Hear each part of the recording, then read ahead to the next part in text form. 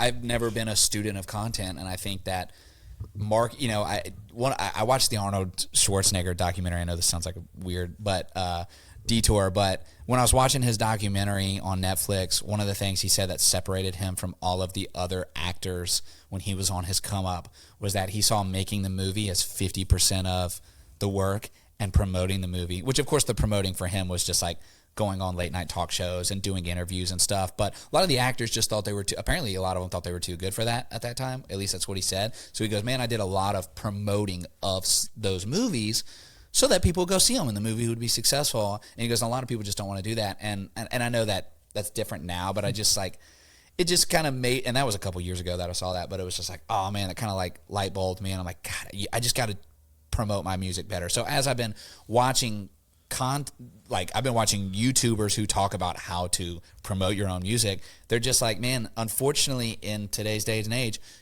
you're a content creator who happens to make music. That's just the way the world works now, is if you are trying to market anything, you're a content creator.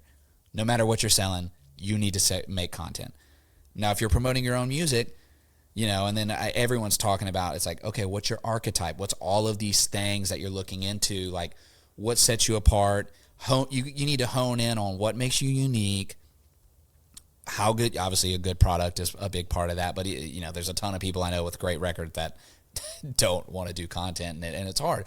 But it's like, find what makes you unique, find, your niche, and just freaking plug away. I saw a kid the other day that was talking about that he had a label or an indie label, and they didn't like the song that was his favorite song on this record, and he goes, I just believed in it, and I knew I just needed to make content about this song. And he goes, I posted about this song like 134 times before I had one viral video. And he goes, that's just the level of dedication that you need to have making this content. And part of it's a volume thing for the algorithm, and part of it's a quality thing. I think it really needs, in an ideal world, it's both. But I also think some of that content is like, even if it's quality, it's like just what you're saying is quality, and you're, having hooks in your videos. And so I'm really just trying to study some of that stuff so I can be better at bringing people into my world, showing them my art, and having them become, unfortunately, I think it's a big part of today. And I know a lot of artists, if you're big enough, you can still be mysterious, but like, when you're a young artist, you just don't have the luxury of being mysterious anymore. You really have to kind of let people into your worldview. I would love to just like delete all of my social accounts, drop a record on Spotify and have it stream millions of times, and have a marketing agency put out a couple videos of me and run the ads. It's just not realistic for a small artist right now. At least that's the way it seems. I mean, yeah. Now, if somebody wanted to give me a record deal and spend millions of dollars promoting me and give me the illusion of being mysterious while they're running hundreds of thousands, if not millions of dollars worth of ads in the background so that I can have the illusion of being mysterious, I think that is potentially how some of these things look grassroots. And, oh, wow, they're not doing a selfie-style video every day asking me to listen to their record. It's just like, it looks like a Scorsese movie promoting them. Okay, well, yeah, there's a lot of money behind that.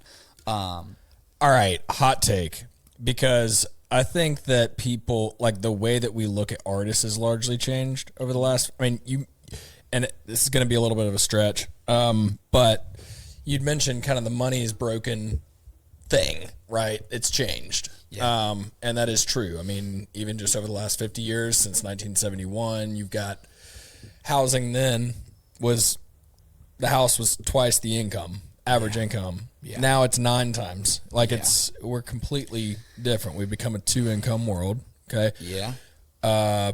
Largely in families. And I think that does actually trickle down. I mean, death of bands is kind of related to that, because your standard of living has dropped, even though it hadn't felt like it necessarily. I think I would go on to the extent to say that people now more than ever want the normie as a star. Yeah. You know what I mean? Totally. Like, the whole mystery Tim McGraw figure, like, that's cool, and like, that still exists, of course. Like, it's this, like, you show up to the show and it's like, there's the star. Yeah. kind of a thing, untouchable. But I think people really are gonna, like, especially now with AI and this lack of connection, I think that people are gonna be really gravitating to the artists that are like, yeah, here's my life behind the scenes. Like, here's I think you have to earn that by opening up and allowing people into your life, and then once you're so popular that you just like can't sustain like posting your location and not having 100 people show up to mob you, that's when you can stop allowing people into your life, is when it's like a security hazard. So you really do need to like let people know what you're doing, working on, because you're right. I think they want to be plugged in, and we might have talked about this last time, but you know, I do think that's one of the niche things is like, you know, like Luke Combs, you know, they joke that like a lot of the people that go to Luke Combs shows look like Luke Combs, like the lookalikes. You know, you go to a Jelly Roll show, it's like people that are like kind of like Jelly Roll or you know what I mean? But people want to root for people who are like them. Yeah. And I say that, you know, Jelly Roll people love his story, and the tunes are obviously cool too, but I think that people want to root for people who are like them, and they want to find people that they can relate to.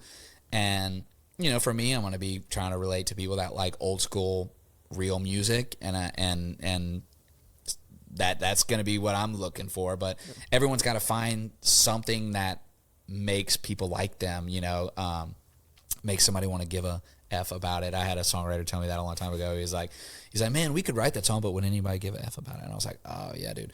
But that being said, I think you're right. Less people want stars. And maybe that's more of a pop thing or a movie thing, but yeah, I do think people want people that they can just relate to. I mean, I do. I think that the part of that is 10 years ago, 15, 20 years ago, like excellent content was expensive and hard to come by. True. Now it's automatic. So like, it's kind of like anybody in their bedroom now can make phenomenal content. True. So it doesn't matter anymore to have phenomenal content. Now, having like good, excellent, like I think the storytelling is more important than the mechanics of it. Yeah. You know what I mean? Totally. And I think that you hit the nail on the head with the storytelling, whether it's with an iPhone video or with a cinema camera that you have that a buddy has, or you have. I do think that, you know, the branding and the storytelling and giving people a cause to like rally behind, you know. So one of these guys that makes a video is like how you make a cult, you know. It's like you need to have a cult around you, because people need to believe in something, and they need to believe in you and your art and like a cause almost, which I'm like, okay, I just want to write songs and release single, but okay, let's like rally people around something. You've got a great attitude about it though, CJ. And what you're showing is literally, which is great for the listeners, is like the struggle of an artist right now, because we haven't really had a like full-time artist on the podcast yet. And so this is so great to like for you to open up on what you're doing and what's to come and the challenges. And like, yeah, you do have a great attitude on this.